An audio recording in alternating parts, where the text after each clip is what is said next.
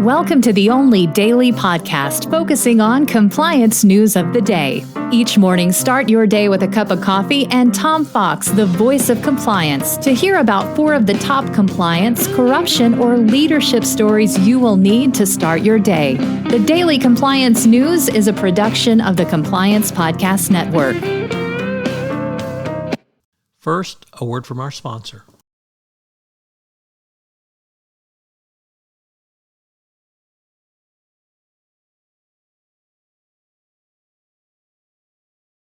The Daily Compliance News for April 8, 2023.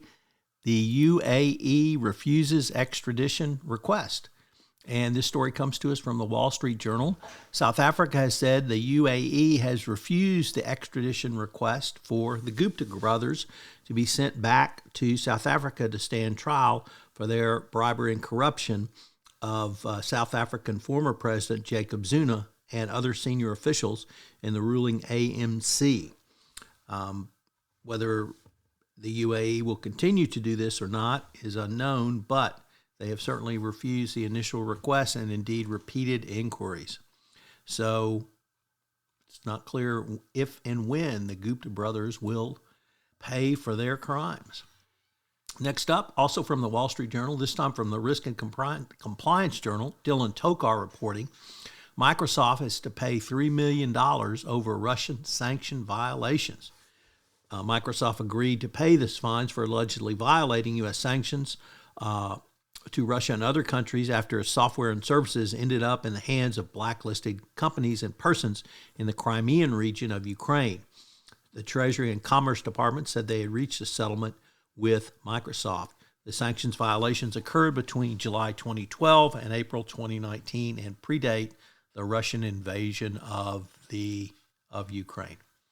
Next up from WILX10, a first-time contributor to the Daily Compliance News, the U.S. Attorney for the Western District of Michigan announced they are going to charge the former Speaker of the Michigan House of Representatives for public corruption.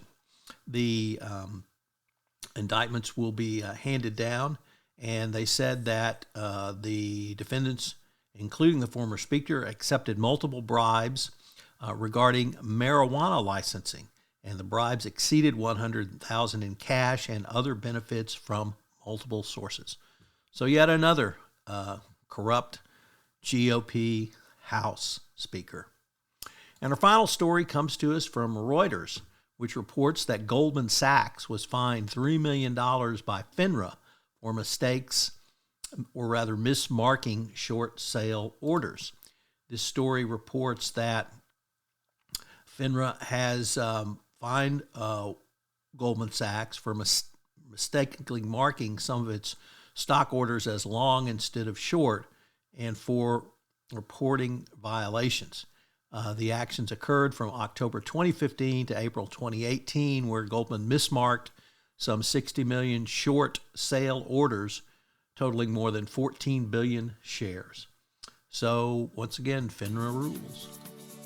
The Daily Compliance News is a production of the Compliance Podcast Network and a proud member of C-Suite Radio. Thanks so much for listening. I hope you'll join me again tomorrow.